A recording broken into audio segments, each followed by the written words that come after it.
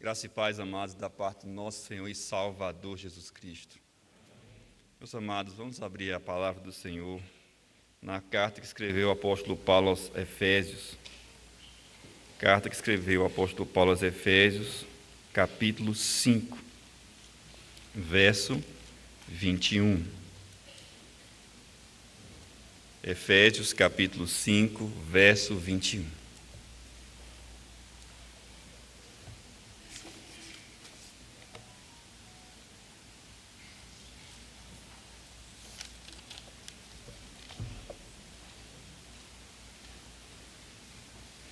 Diz assim a palavra do nosso Deus: sujeitem-se uns aos outros no temor de Cristo.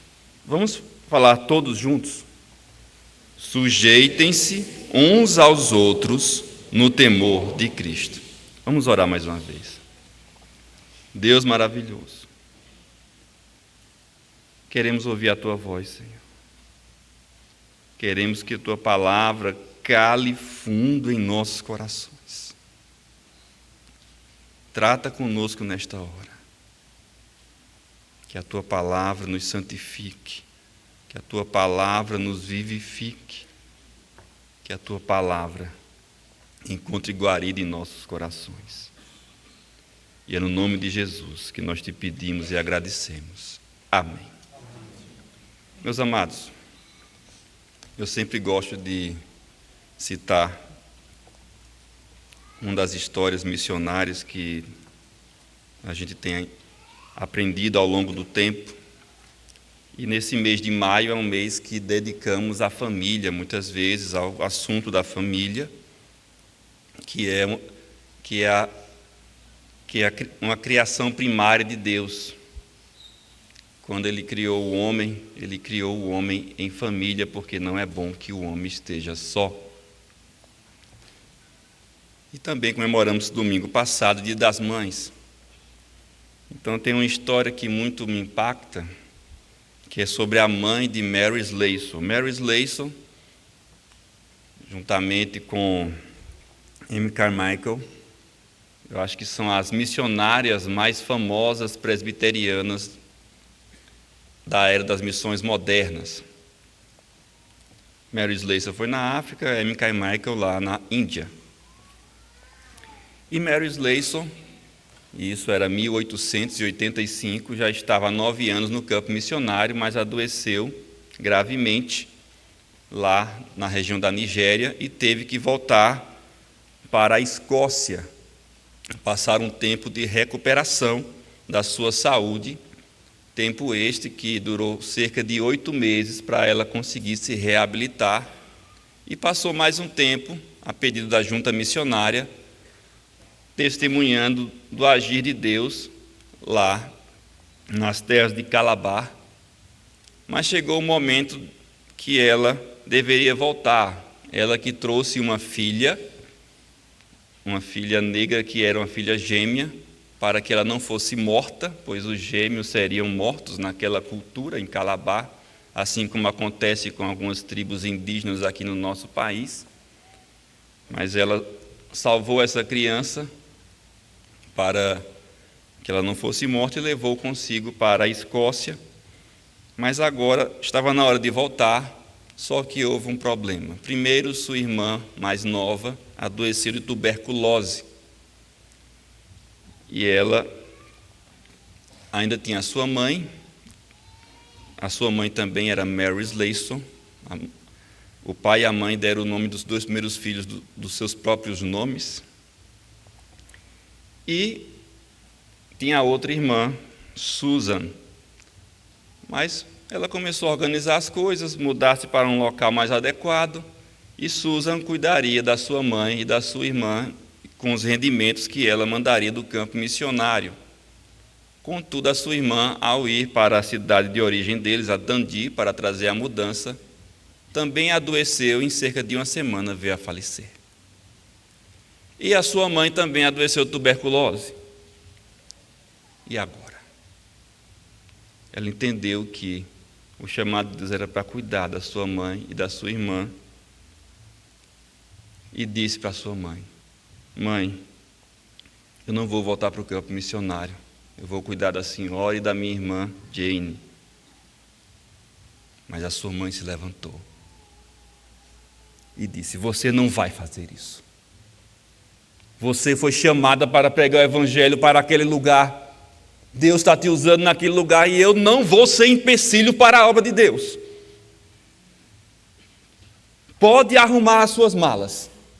Eu sei que chegou o tempo de você voltar. Trate de voltar. Eu não aceito você aqui.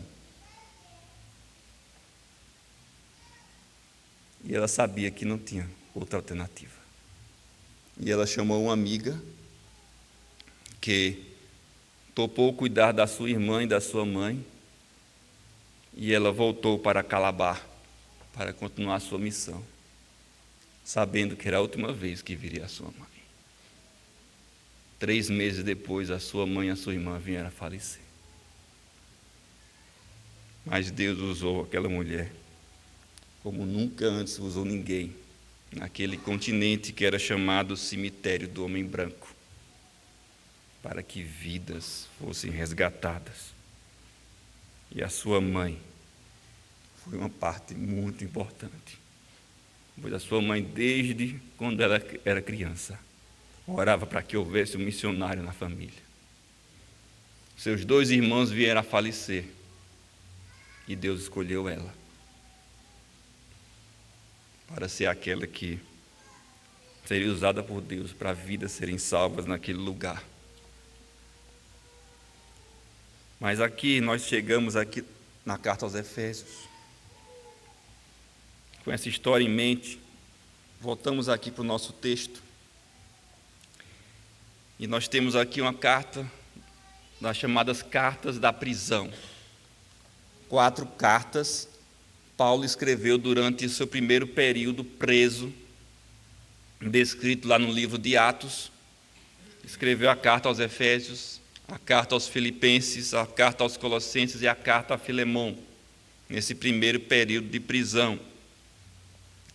E essa carta, em particular aos Efésios, lembrem-se, o apóstolo Paulo, se você ler o livro de Atos, passou 3 anos pregando em Éfeso, que era a capital da província da Ásia do Império Romano, naquela escola de Tirano. E Éfeso, por ser a capital, na realidade várias pessoas de várias cidades ao derredor também vinham para serem instruídas por Paulo, fortalecidas para serem aqueles que pregariam o evangelho, não só em Éfeso, mas nas cidades ao derredor. E nós vemos lá no livro de Apocalipse, aquelas 7 igrejas para as quais o apóstolo João envia aquela carta, que era um resultado desse trabalho do apóstolo Paulo. Mas ele, agora preso, envia esta carta para fortalecer os irmãos de Éfeso e das redondezas. E, para muitos teólogos, essa é a carta das cartas. Na realidade, entre os teólogos há uma discussão de qual é a carta mais sublime do apóstolo Paulo, se é a carta aos Efésios ou a carta aos Romanos. Eu sou do time dos Efésios, mas isso aí não importa, meus amados, tudo é palavra de Deus. E essa carta, ela é maravilhosa. Várias coisas que nós temos na nossa mente, como crentes no Senhor Jesus, estão aqui. É aqui que diz, se você vê aqui no capítulo 1, que diz que antes da fundação do mundo, capítulo 1, versículo 4, Deus nos escolheu nele para sermos santos e irrepreensíveis diante dele. É aqui que diz que no Senhor Jesus, verso 7, temos a redenção pelo seu sangue, a remissão dos pecados segundo a riqueza da sua graça. É aqui que diz no capítulo 1, no verso 14, que o Espírito Santo de Deus é o penhor da nossa herança até o resgate da sua propriedade, em louvor da sua glória. É aqui que diz no capítulo 2 que Ele nos deu vida, estando nós mortos em delitos e pecados. É aqui que diz no verso 8, no verso 9, que nós somos salvos pela graça, mediante a fé. Isso não vem de vós, é dom de Deus, não de obras, para que ninguém se glorie. É aqui que diz que nós não somos mais estrangeiros, verso 19 do capítulo 2, mas somos concidadãos dos santos e membros da família de Deus. É aqui que diz que o apóstolo Paulo encerra no capítulo 3 com a doxologia, dizendo, capítulo 3, verso 20, ora, aquele que é poderoso para fazer infinitamente mais do que tudo o que pedimos ou pensamos, conforme o seu poder que opera em nós, a Ele seja a glória na igreja e em Cristo Jesus, por todas as gerações, para todos sempre. Amém. São 3 capítulos de pura teologia vívida, de pura teologia, eu diria, daquela teologia vibrante, que impacta nossas vidas. E a partir disso, no capítulo 4, começa dizendo, por isso eu, o prisioneiro no Senhor, Paulo está em cadeias, e peço que vocês vivam de maneira digna da vocação a que forem chamados. E daí o apóstolo Paulo, nessa maneira digna daquilo que tudo que cremos, ele trata de 3 grandes áreas da nossa vida. Primeira área, ele trata da unidade do corpo de Cristo. Nós somos chamados a sermos um em Cristo. Como diria um cântico antigo, a unidade na diversidade, são muitos dons, mas é um só Senhor, como ele fala aqui, uma só fé, um só batismo, um só Deus e Pai de todos, o qual é sobre todos, age por meio de todos e está em todos. E por causa dessa unidade, ele escolheu um para apóstolos, outros para profetas, outros para evangelistas, outros para pastores e mestres, com o fim de que sejamos aperfeiçoados para o desempenho do serviço, até que todos cheguemos à unidade da fé. Só que essa unidade da fé depende de santidade, que é o outro grande tema que temos aqui. E ele começa isso, portanto, o verso 17 do capítulo 4, testifico, não vivam mais como gentios que vivem na vaidade dos seus próprios pensamentos, mas se despojem do pecado, se revistam da graça de Deus, deixe a mentira, fale a verdade, deixe a ira, não deem lugar ao diabo, não roubem mais, mas trabalhem, não saem da vossa boca nenhuma palavra torpe, mas aquela unicamente que for boa para edificação, despoje do pecado, reviste-se da graça de Deus, tenha o fruto da luz, capítulo 5, e não as obras das trevas. E daí, quando chega nessa parte que nós lemos, é a terceira parte, porque a unidade, ela depende de vivermos uma vida santa, e uma vida santa depende da nossa espiritualidade, que é justamente onde estamos aqui, no nosso versículo que nós lemos. São 3 capítulos, 4, 5 e 6, que falam da prática daquilo que cremos. E estamos justamente naquela área onde está havendo a mudança do que ele trabalha sobre santidade para o que ele vai trabalhar sobre espiritualidade. Mas eu queria tratar com vocês o seguinte tema, baseado nesse versículo. Pegando aquela tradução da Ara, seria a submissão, a disciplina perdida. Eu falo isso porque muitas vezes falamos de submissão, só se pensa que vamos falar para as mulheres. Não. Submissão é uma prática de todo aquele que crê no Senhor Jesus, ou deveria ser. Só que nos dias de hoje, pouca gente sequer sabe o que é submissão. E ao saber, acha que isso é de um tempo passado. Mas a palavra de Deus é viva, eficaz e eterna. Ela não muda. Deus não é homem para mudar. Mas aqui nós estamos justamente nesse texto. Eu queria, primeiro ponto que nós, para colocarmos em nossa mente sobre esse assunto da submissão, é que a submissão decorre de uma vida cheia do Espírito.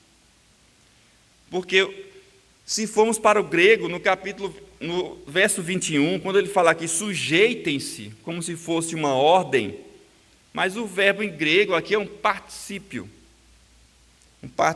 na voz ativa. E para quem gosta de português, quando um verbo está no particípio, é porque ele está atrelado a um verbo principal.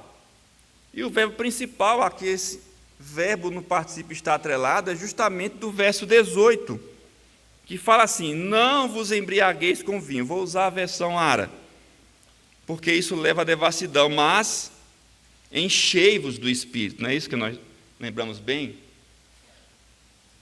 Só que até esse verbo, quando fala enchei-vos do Espírito, em grego ele está numa posição que se chama dativa, ou seja, ele está recebendo. Então, a ação melhor seria o que está aqui traduzido, mas deixem-se encher, na versão NAA. Essa versão está mais correta. Deixem-se encher do Espírito. Não somos nós que nos enchemos do Espírito, mas Ele que nos enche. Mas a nós cabe nos render, querer estar cheio do Espírito, querer que Ele encha a nossa vida. E é interessante que a palavra encher que está aqui vem de pleno, e ela faz uma contradição com embriagar-se com vinho, que leva à devassidão. Isso a gente tem que se lembrar que estamos em Éfeso. Éfeso não é só aquele lugar onde a deusa Diana era adorada. Também o culto a Dionísio era altamente praticado em Éfeso. Os mais jovens hoje gostam de ver aquela série Percy Jackson, que fala dos deuses gregos, e tem lá o Dionísio. E é justamente essa concepção. O Dionísio é aquele que entende que a vida de prazeres, a vida cheia desses prazeres intensos é que vale a pena, mas isso claramente é um caminho de morte. Isso não preenche, isso não dá plenitude, isso acaba com a vida, e todos que trilham esse caminho, trilham o caminho da morte. Mas aqui, o caminho que se opõe ao caminho da morte é o caminho da vida. Então, é o caminho da plenitude do Espírito, deixar-nos encher do Espírito.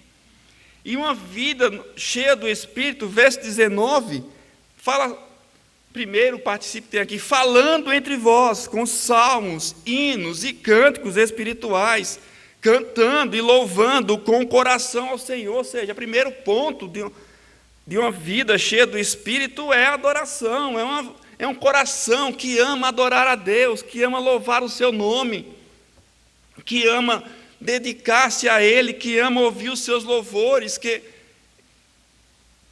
se empolga, que chora, que se emociona ao adorar o Deus vivo. C.S. Lewis, uma vez, ele que veio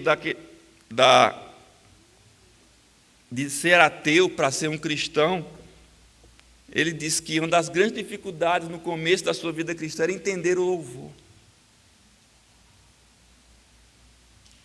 Só que o Espírito de Deus fez com que ele entendesse que todos nós louvamos aquilo que amamos. Quando nós somos jovens e nós nos encantamos pela pessoa que mais tarde iremos nos casar, quantas qualidades e exaltações falamos sobre essa pessoa? Não é verdade? Porque nós louvamos aquilo que amamos, isso é natural de nosso ser. E se amamos a Deus, nós amamos louvar a Deus. Fazendo uma paráfrase com um cantor popular, quem não gosta de louvar a Deus está intrigado de Jesus. Não tem lógica. Se eu amo a Deus, eu amo louvar a Deus. Mas somos chamados a O problema do nosso mundo é a distração. O problema do nosso mundo é que esquecemos e somos tão conectados que esquecemos de parar para estar com Deus, de adorá-lo, de ter tempo com Ele, de vivermos com o Senhor, de realmente adorar o nosso Deus. Mais uma vida cheia do Espírito, verso 20, dando sempre graças por tudo a nosso Deus e Pai, em nome do nosso Senhor Jesus Cristo. É uma vida com gratidão, enxergando que tudo está debaixo do governo de Deus, da soberania de Deus. Todas as coisas contribuem para o bem daqueles que amam a Deus, daqueles que são chamados segundo o seu propósito para serem semelhantes ao seu Filho. Mesmo as dificuldades que passamos é para nos amoldar à imagem do nosso Senhor Jesus. Então, por tudo podemos ser gratos, por tudo podemos louvar a Deus, temos um coração grato. Só que o que mais temos nos dias de hoje é murmuração. Pense na sua vida. Você agradece mais ou você reclama mais?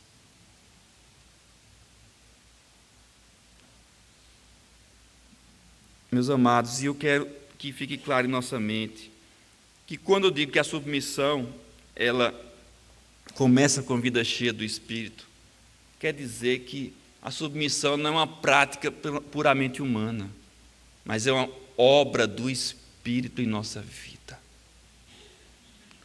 Então ninguém, por sua própria força, vai ter um coração de servo, vai se submeter. Isso não está em nós, mas vem do poder do Espírito. Isso é possível no poder do Espírito. Então a submissão é uma obra divina. E para mim a maior prática que nós temos de estarmos cheios do Espírito, sabe o que é, amados? É o culto doméstico. Porque muitas vezes nós pensamos em adoração em vir à igreja aos domingos, e é adoração. E é um momento que nós paramos os domingos para poder adorar a Deus exclusivamente. Mas todos os dias são de Deus. A nossa vida, como diz em latim, é coram Deo. Mas se eu não paro para adorar a Deus, se eu não pratico o culto doméstico, minha vida não está aos pés de Deus. Isso é uma necessidade urgente.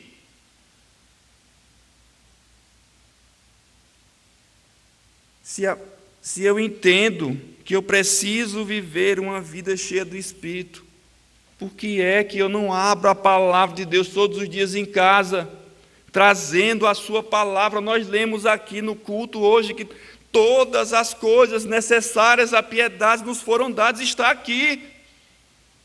Mas precisamos, em conjunto, como família, buscar a Deus, adorar a Deus. Não tem segredo no culto doméstico. É louvar, é orar e abrir a palavra de Deus. E a palavra de Deus é rica. Ela trata conosco em cada área. Se você fosse pensar, pegasse um livro, nós somos aqui uma igreja de pessoas instruídas, que não teria dificuldade nenhuma de colocar isso em prática, de pegar até um livro, por exemplo, que eu chamo um livro de panorâmica. Estão estudando panorâmica do Velho Testamento, já estudou panorâmica do Novo Testamento aqui na igreja. Com essas panorâmicas a gente podia pegar uma carta, a gente pega uma carta aos Efésios, que a gente sabe que é uma carta que fala de igreja. Poxa, estamos com lutas aqui na igreja, vamos falar isso em casa? Ao invés de falar mal dos irmãos da igreja, vamos pegar a palavra de Deus e vamos trabalhar isso no nosso coração. Nós estamos com tristeza na família, vamos pegar a carta da alegria, pegar aqui a carta aos Filipenses, vamos meditar juntos.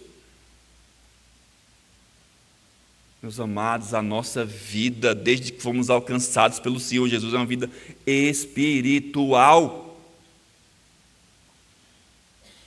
Ah, pastor, mas mas isso é para quando a gente tem filho pequeno. Não. Os filhos saem de casa, continua o culto doméstico. Eu gosto de dar o testemunho do pastor Adalberão e dona Normélia, que são os pais de Rosana e Dório. Nós somos do mesmo presbitério, e ele sempre aparece lá, já está jubilado, mas ele faz questão de ir na reunião do presbitério.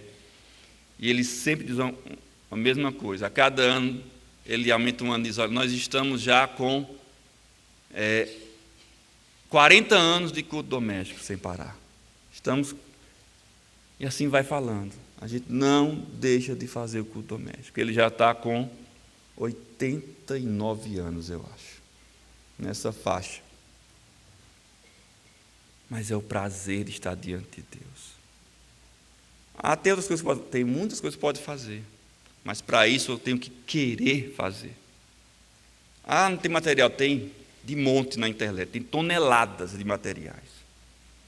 Mas falta coração, falta disciplina. E isso tem que mudar. Porque se isso não mudar, nossas famílias vão cada vez mais ser assoladas por aqueles que não param de mandar, que eu chamo de cartas do inferno, que é muita coisa que tem em internet, em Instagram e todas essas coisas. Mas as cartas de Deus estamos deixando ausente em nossos lares. E isso não pode continuar. Meus amados, mas seguindo para o segundo ponto, quando está aqui, sujeitem-se uns aos outros,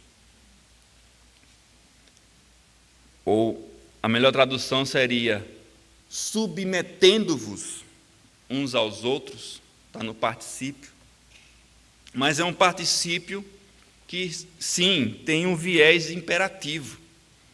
E não somente isso, esse particípio está na voz passiva, então não é que alguém está me submetendo, é que eu me submeto voluntariamente. E eu me submeto com mutualidade. Submetendo-vos uns aos outros. Eu tomo a iniciativa de me submeter. E submissão, o verbo que está aqui, é um verbo que significa colocar-se sob as ordens de alguém, sob a nomeação de alguém, sob as opiniões de alguém.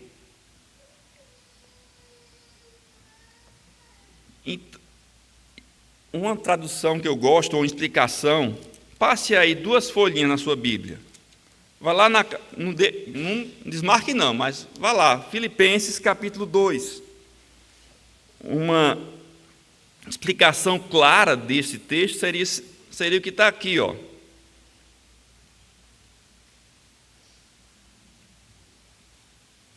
Verso 3 do capítulo 2.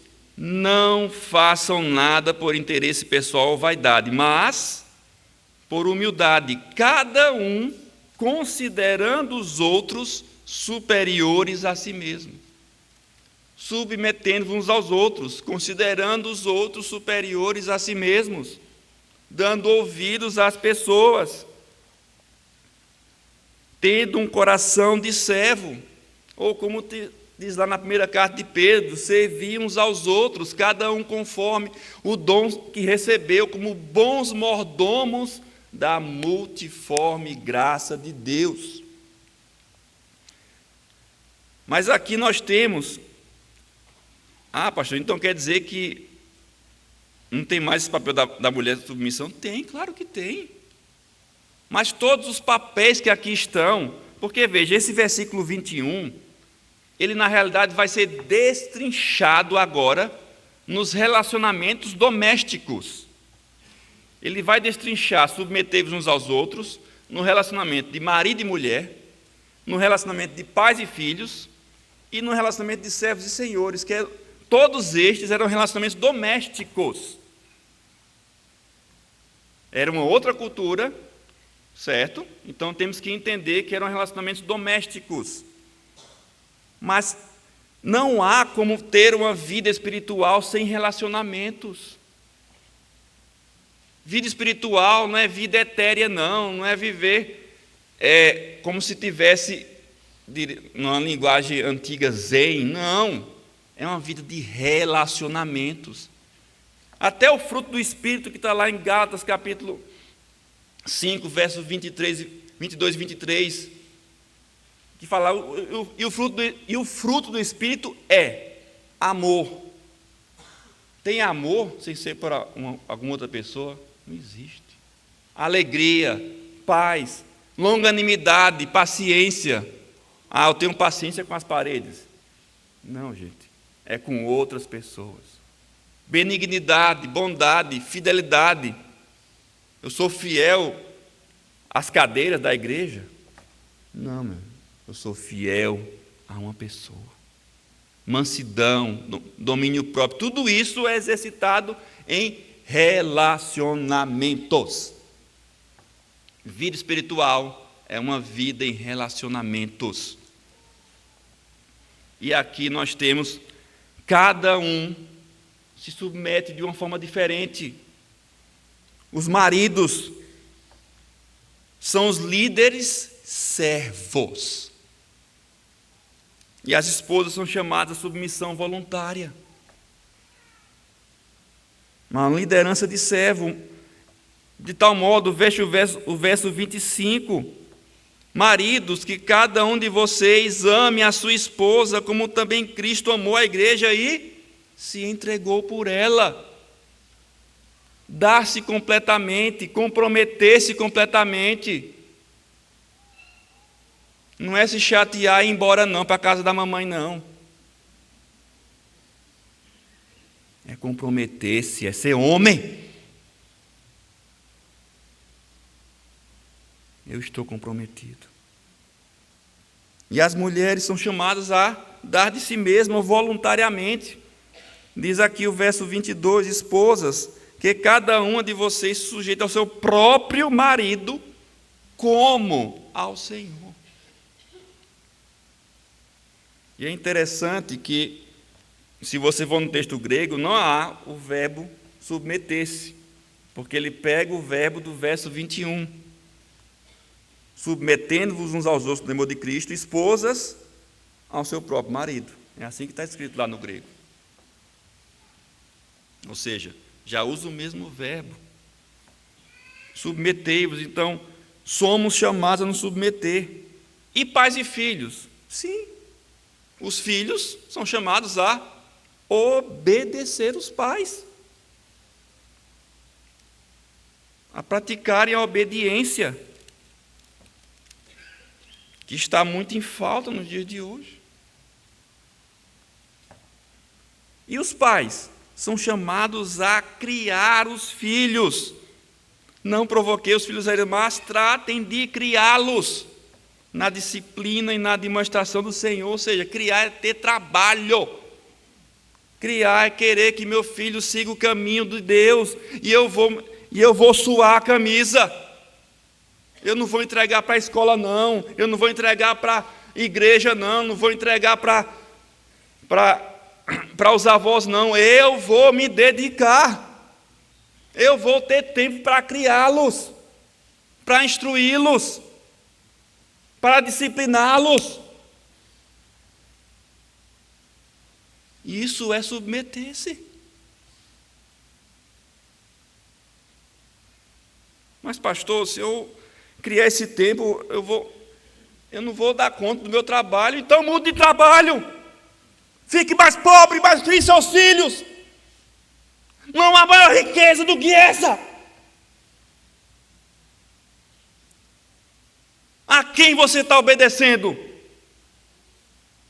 Se for a Deus, trate de mudar sua vida.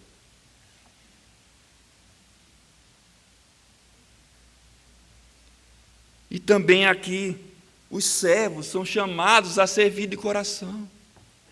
Não é servir quando o patrão está lá olhando, mas é ter um coração de servo. Eu quero servir.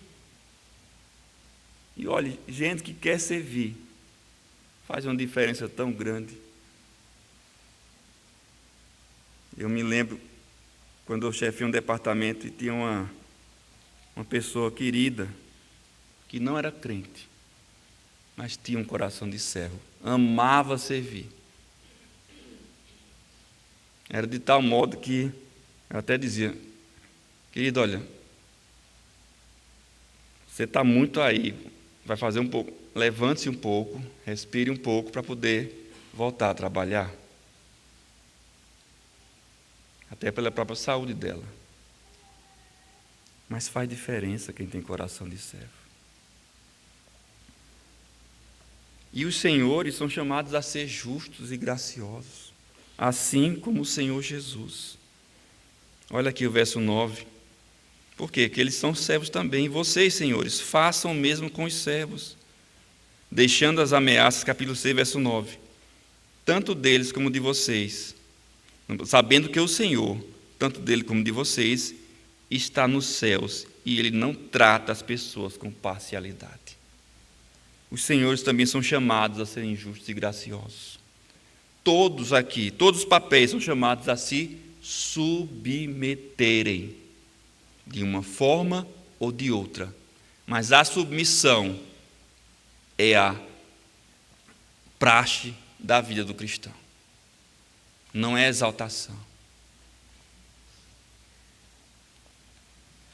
E eu deixo aqui algumas perguntas para nós, maridos. Nós temos realmente buscado nos dar de nós mesmos para nossas esposas? Nos comprometido com elas? E as esposas têm tido prazer em servir o marido ou buscado servi-lo?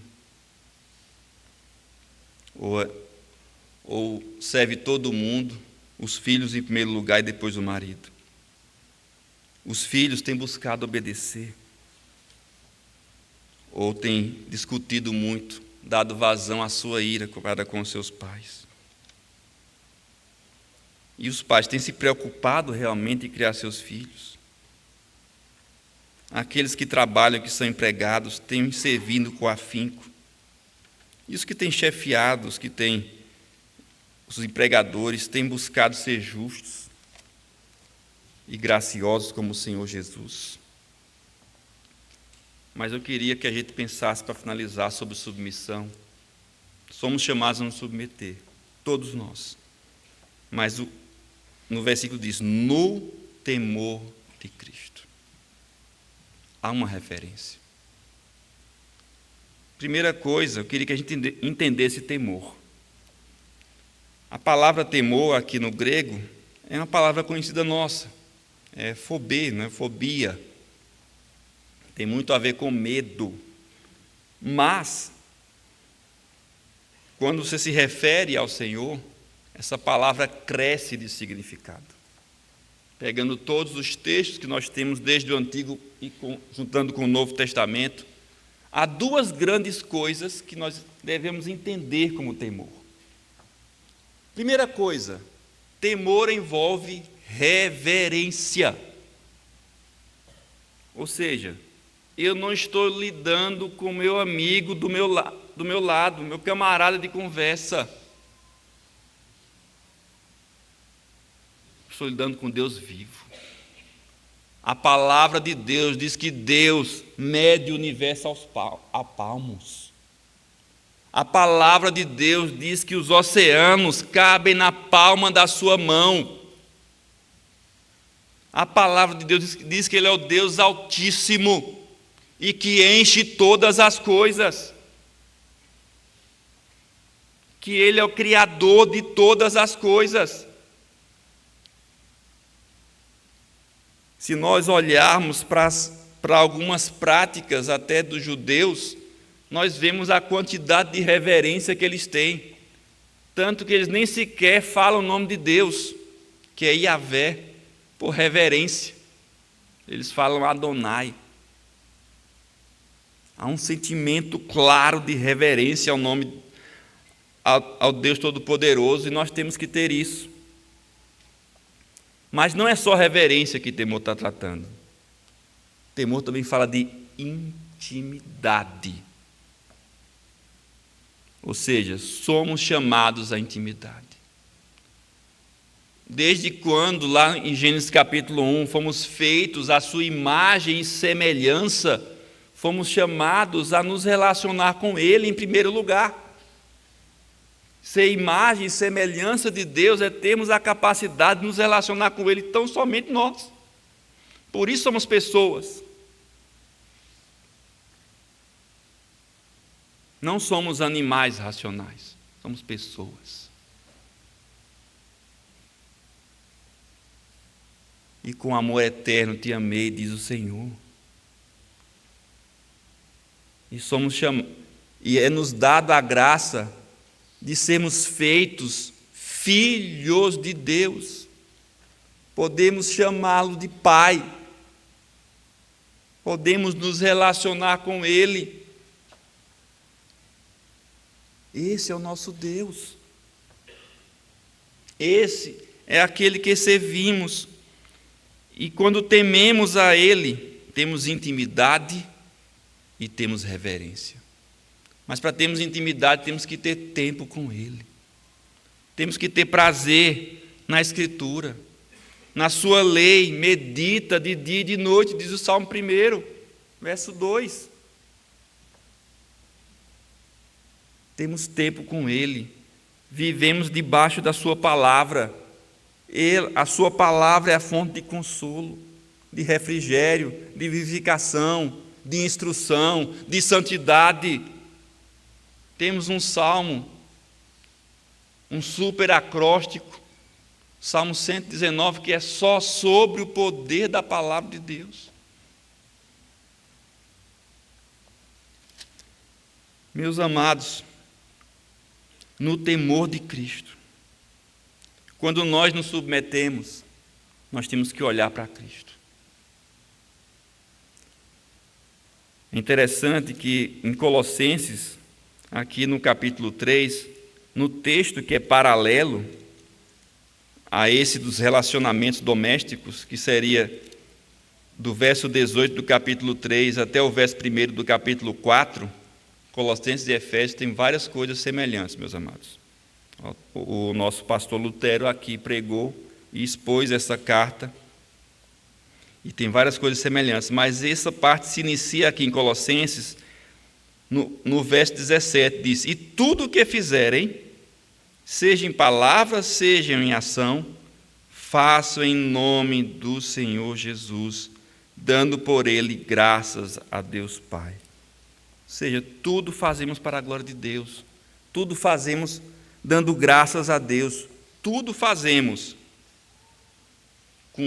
com foco nele. E a nossa submissão é com foco no Senhor Jesus. Por exemplo, quem é o alvo das esposas quando elas se submetem aos maridos? É o Senhor Jesus. Como? Quem foi que se submeteu completamente à vontade do Pai? Foi o Senhor Jesus. Ele mesmo disse: se possível, passa de mim esse cálice, mas não seja feita a minha vontade, mas a tua.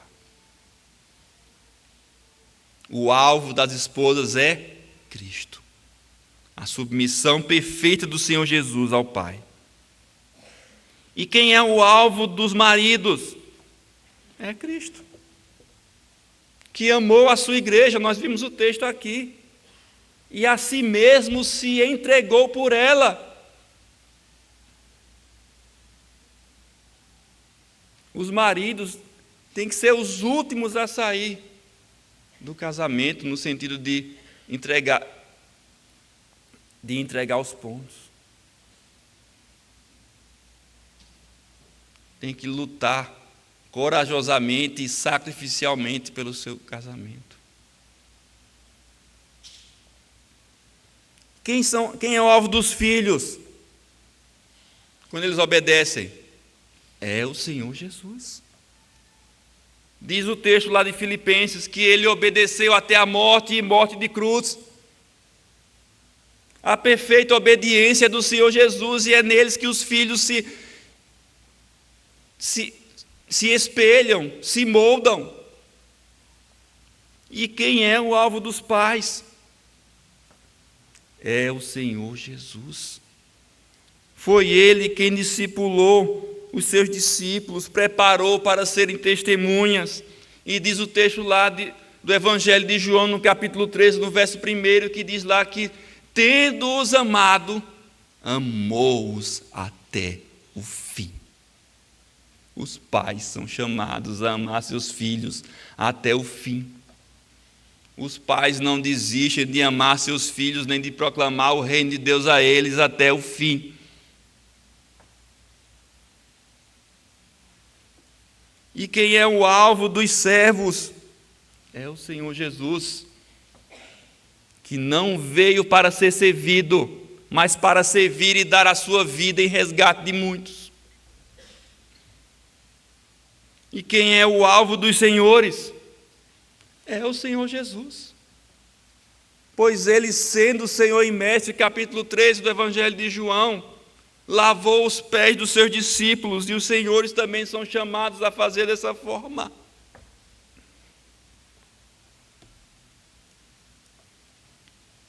Nosso agir é focado em Cristo, amando os outros, mas focado, estabelecido, fundamentado no Senhor Jesus.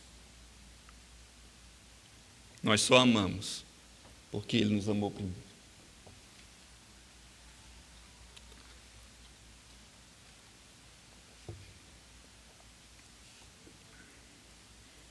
Isso me lembra o pastor Luiz Ricardo, que está com o Senhor Jesus. Ele que ensinou tantos alunos, mas quem ensina sabe que sempre há umas perguntas capciosas. Aqui tem vários professores também, né? Mas os alunos sempre têm umas perguntas que querem deixar a gente sem jeito, né?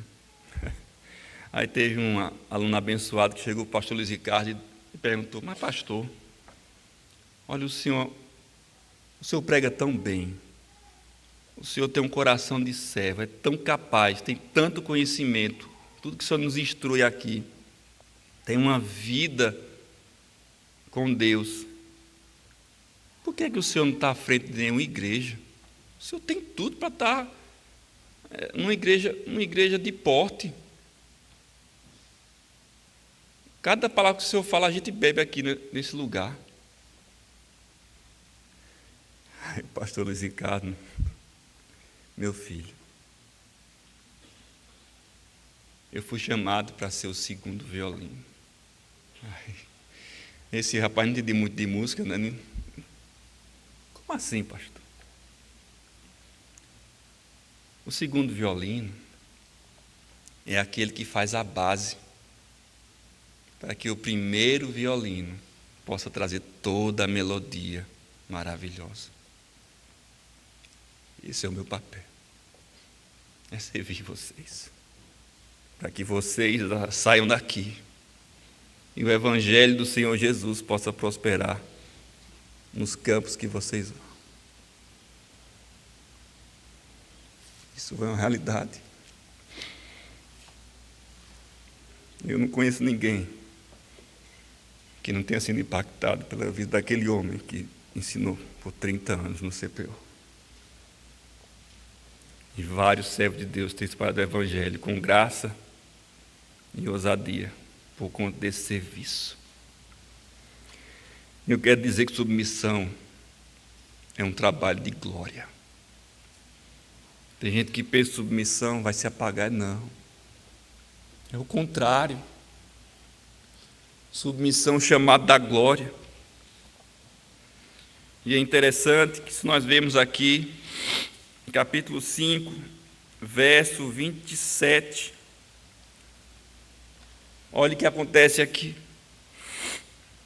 Para apresentar a si mesmo, o Senhor Jesus apresentou a si mesmo uma igreja gloriosa, sem mancha, nem ruga, nem coisa semelhante, porém santa e sem defeito. Glória.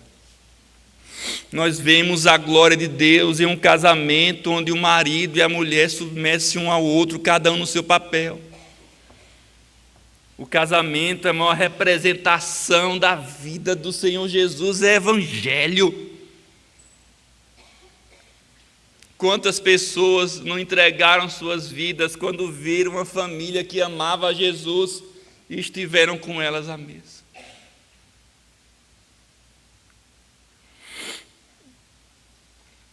Mas também diz aqui no capítulo 6, honra teu pai e tua mãe, que é o primeiro mandamento com promessa, para que tudo corra bem com você e você tenha uma longa vida sobre a terra.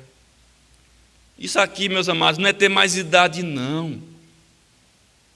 Isso aqui é uma fé que persevera.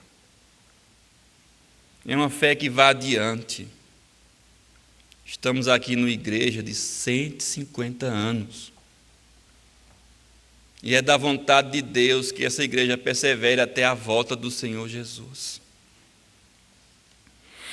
E quando pais e filhos, quando os pais criam seus filhos, quando os filhos obedecem, as promessas de Deus são vistas. É interessante que vários que estão aqui vêm de famílias que foram fruto do trabalho do Dr. Butler no início do século passado. Aqui nós temos a família Vitalino, fruto do Dr. Butler, a família Renault, a família Gueiros, a família Vidal. Nós temos aqui a família César, fundadores dessa igreja.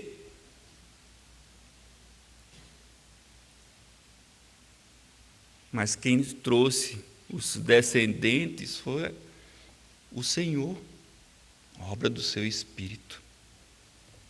Mas os pais criando os filhos na disciplina e na demonstração do Senhor. E a estes, várias outras famílias se juntam. Família Trajano, família Mendes, família Arocha, família Lacerda, famílias, cada vez mais. Mas essas famílias se edificam em Jesus para seguir em frente. Porque a vida está em Jesus. Vida longa é vida onde a fé persevera, onde gerações e gerações seguem ao Senhor. Diz a Escritura que até 1000 gerações daqueles que amam a Deus. Isso é glória, isso é glorioso. E também quando nós servimos uns aos outros, temos coração de servo, mesmo quando lideramos. Diz o verso 8 do capítulo 6, sabendo que cada um, se fizer alguma coisa boa, receberá isso outra vez do Senhor. Seja servo, seja livre.